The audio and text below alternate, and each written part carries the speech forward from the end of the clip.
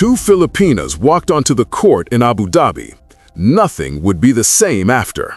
There are tennis matches, and then there are moments that carry the weight of something larger than a scoreline.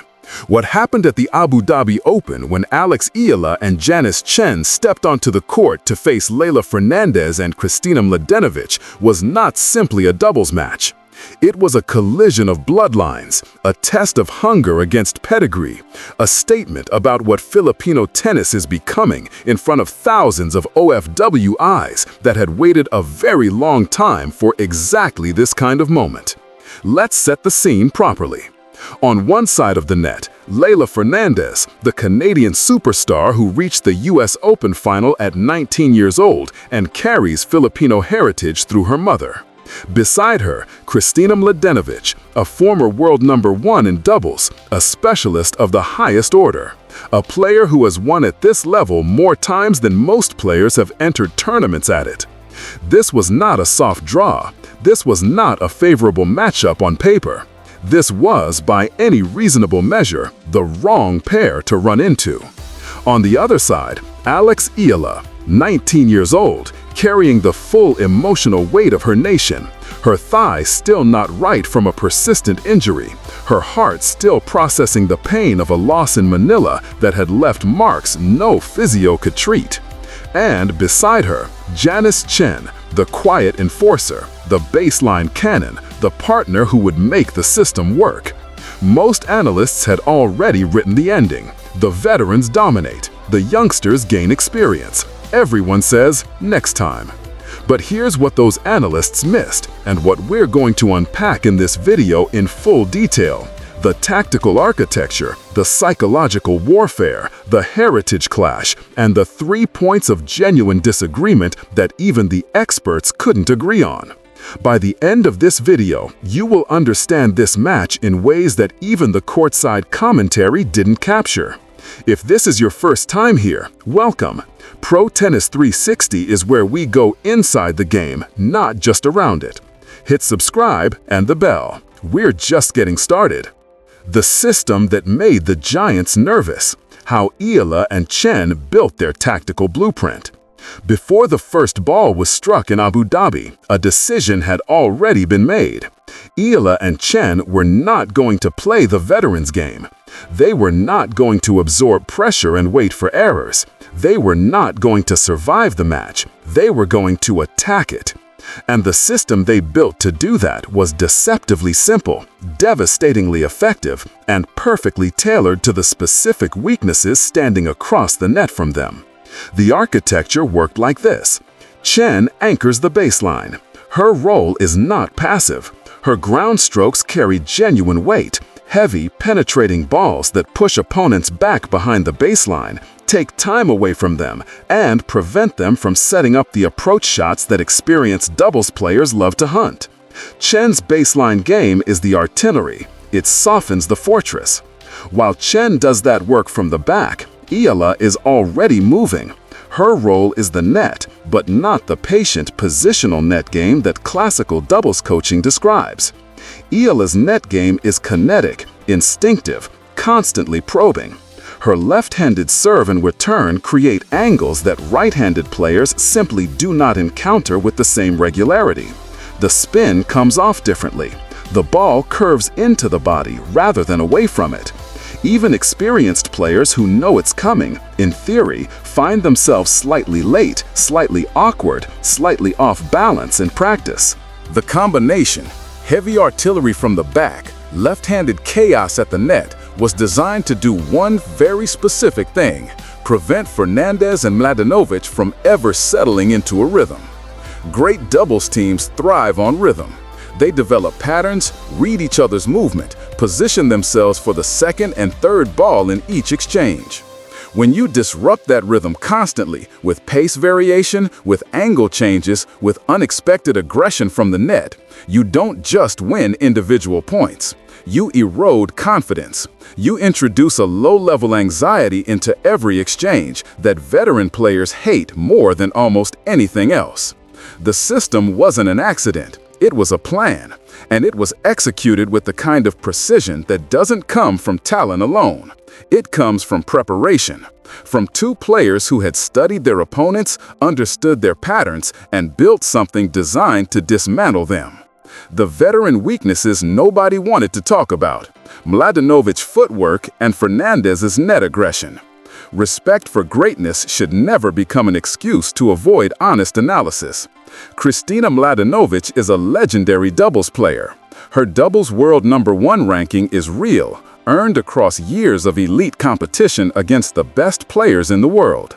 Nobody serious is dismissing her credentials, but credentials and current form are different conversations, and a clear-eyed tactical breakdown of this match has to address what the data and the eye test were both showing.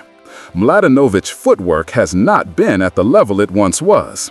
In exchanges that required rapid lateral movement, particularly when Ealah's left-handed return spin forced her wide to her backhand side, there were visible hesitations, moments where the positioning arrived a half-step late and forced a mechanical compromise. A player at full mobility absorbs that kind of challenge comfortably. A player managing a slight decline in movement sharpness begins to leave the second serve exposed. And Eala targeted that second serve with surgical precision. The left-handed return specifically generates a kicking trajectory that attacks the body and forces awkward replies when the opponent's footwork isn't immaculate. Against Mladenovic, this became a repeating pattern across the match. Not a single decisive weapon, but a dripping tap of pressure that accumulated into forced errors and short balls. Fernandez presents a different problem. Her individual brilliance is undisputed, but brilliance in singles requires slightly different instincts than excellence in doubles. And Fernandez's most consistent tactical habit, moving to the net aggressively on short balls and mid-court opportunities, created a structural vulnerability that Tjen and Eala were ready to exploit. When Fernandez commits hard to the net, she vacates the baseline. In singles, this is often fine, because her opponent's only angle is through her. In doubles, her partner doesn't always have the positioning or the anticipation to cover what she leaves behind.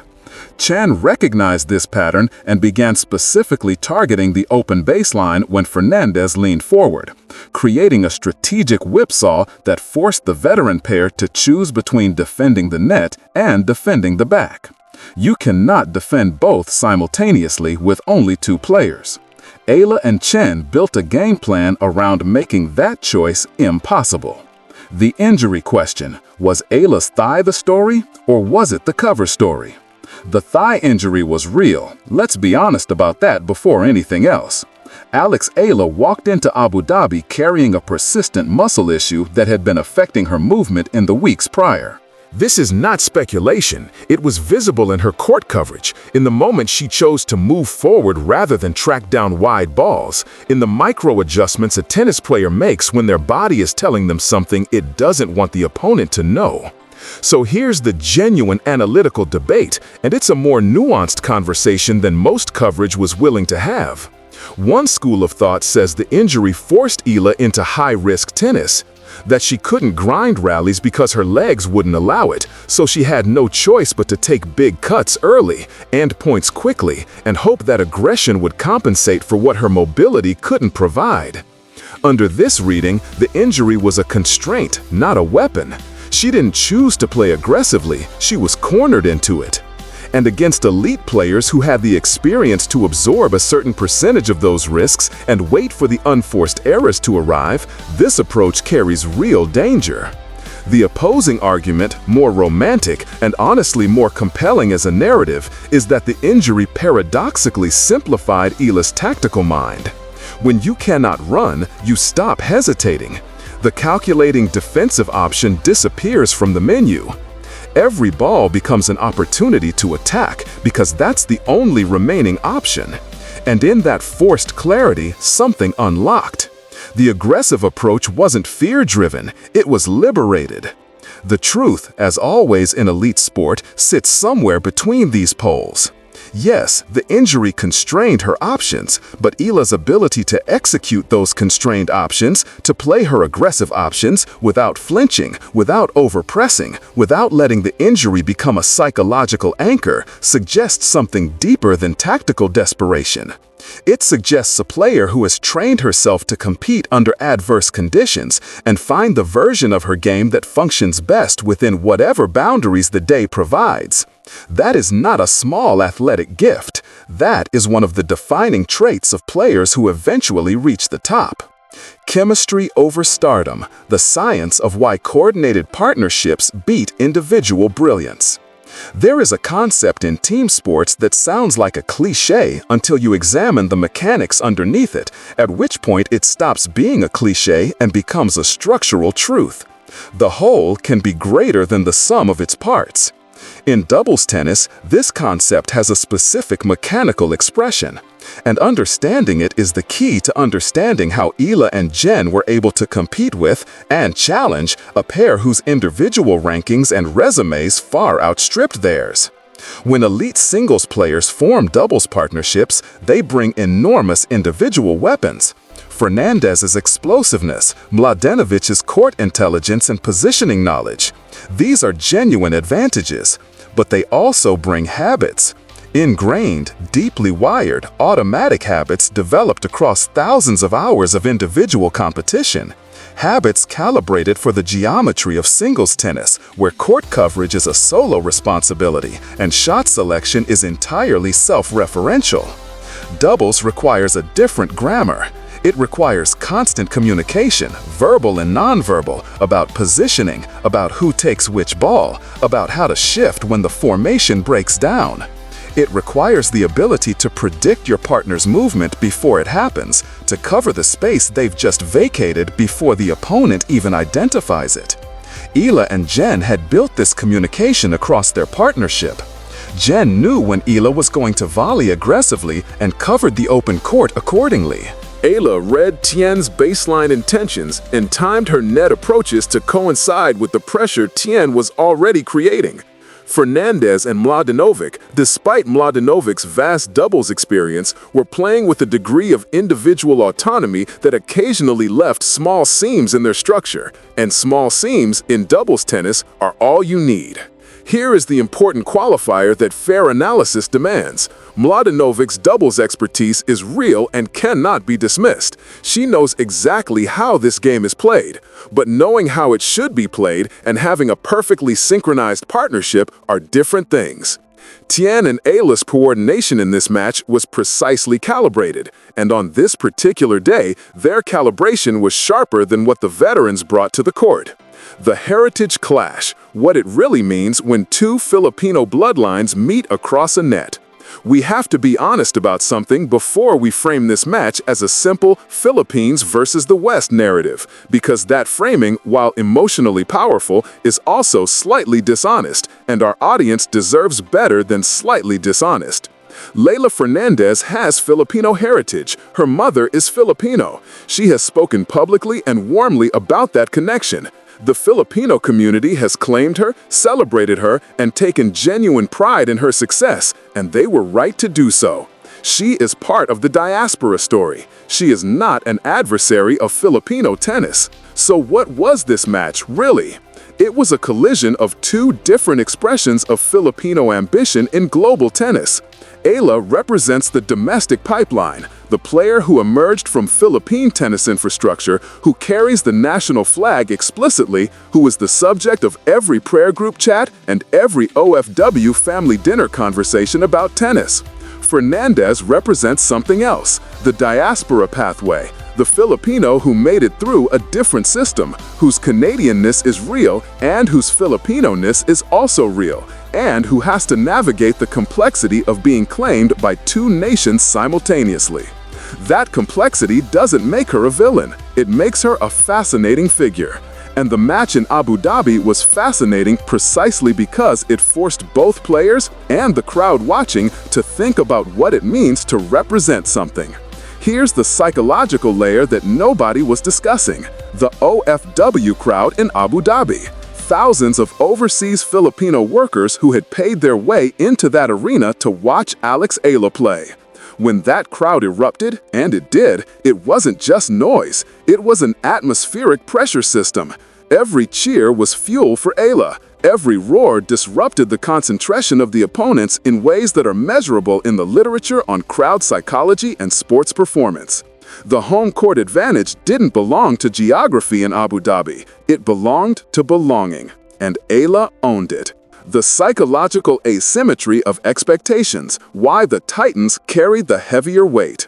Here is a counterintuitive truth that sports psychology has documented repeatedly. The higher your expectations, the more fragile your psychology under pressure can become. This seems backwards. We assume champions are mentally bulletproof, and in many ways they are. But there is a specific psychological phenomenon that affects established stars in matches against lower-ranked opponents, and it operated visibly in Abu Dhabi.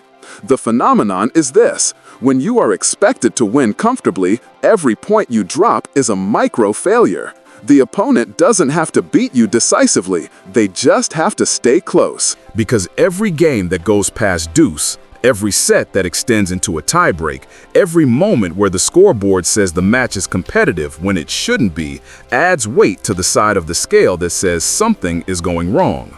Fernandez and Mladenovic came into this match as clear favorites. The narrative, which media and odds and ranking logic all constructed, was that they would handle this match professionally and move forward in the tournament. That narrative becomes its own burden, because now every moment of difficulty feels like a deviation from the expected script. And deviation from the expected script creates anxiety. Eala and Tjen had no such weight. They were the underdogs. Every game they won was a bonus. Every set they pushed to the limit was a triumph. Their psychological relationship with the scoreboard was fundamentally different, not because they were less competitive, but because the math of expectations worked in their favor. This asymmetry is real, documented, and often decisive in upsets across all sports. The giant doesn't lose because it stopped being strong. The giant loses because its legs, psychological legs, were carrying more weight than anyone could see.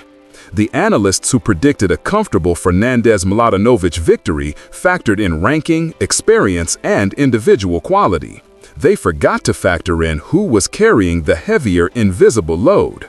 The left-handed weapon, how Eala's handedness became a tactical nuclear option.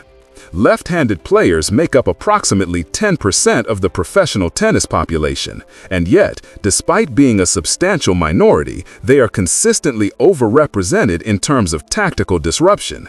Because tennis technique at every level from juniors to Grand Slam finals is overwhelmingly calibrated against right-handed opponents.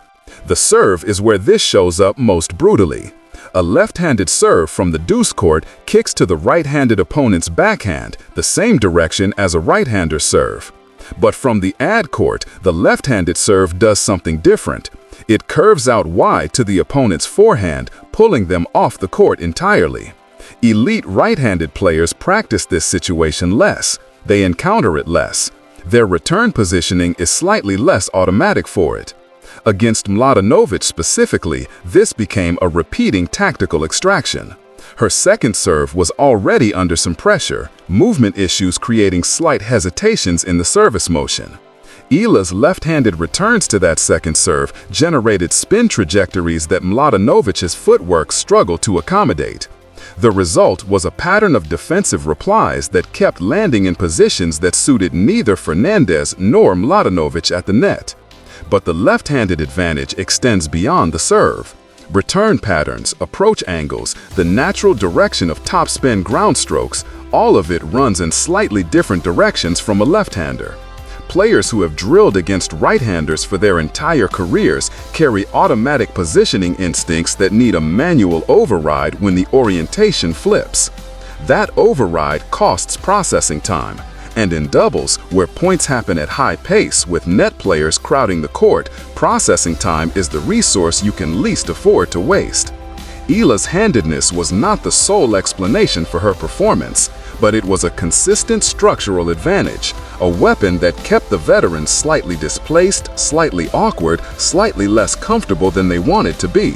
In tennis, slightly awkward is often enough. The three debates the analysts couldn't settle. What makes this match still worth arguing about? Great matches don't just produce winners. They produce questions that stay alive after the final point. The Abu Dhabi doubles match between Eala, Tjen, and Fernandez Mladenovic produced at least three that the analytical community and the online Filipino tennis world are still disagreeing about. And the fact that they're unresolved is part of what makes this story genuinely interesting. The first debate: was the injury an asset or liability? We've already walked through both sides of this. The honest answer is that we don't fully know, and we can't know whether Eala's aggressive approach was a tactical choice that happened to be enabled by the injury context or a necessity imposed by physical limitation. What we can say is that the approach worked.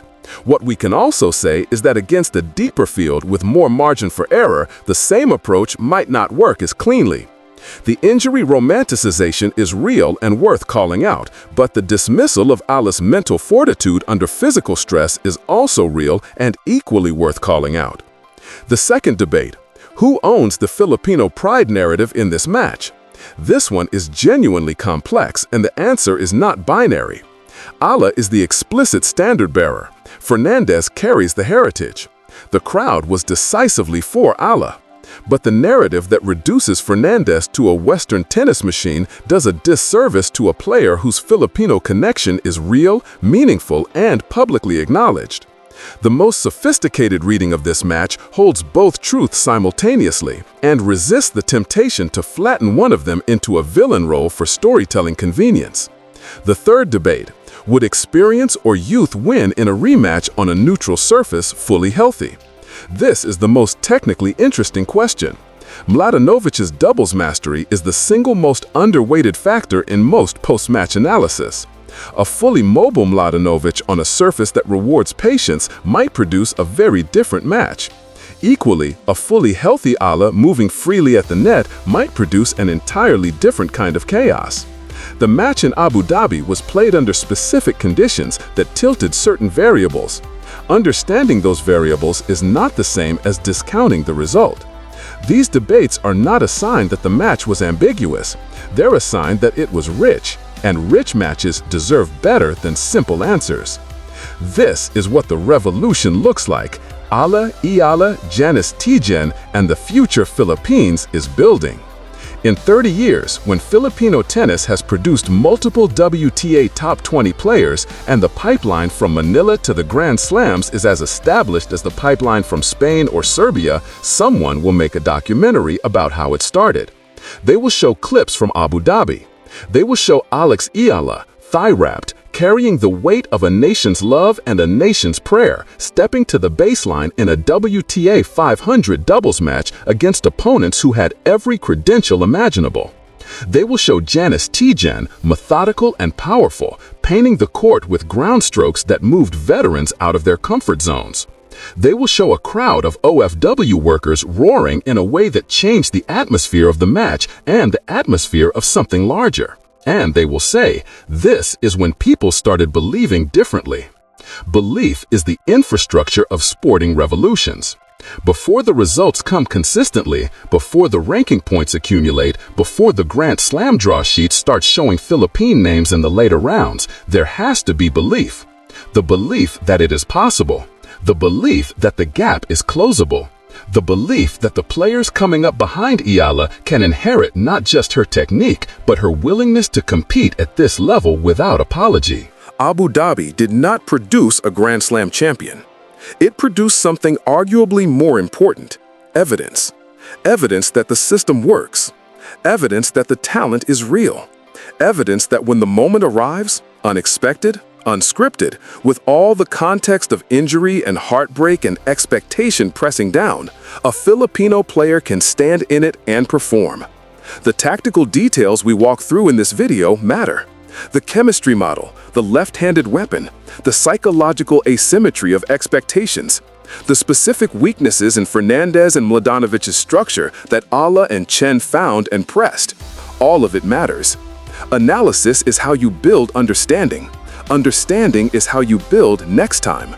But the emotional truth of this match is simple. It was proof.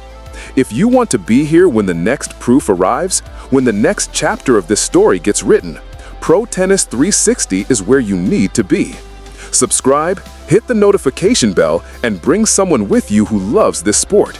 We cover every moment that matters, and there are a lot of moments coming.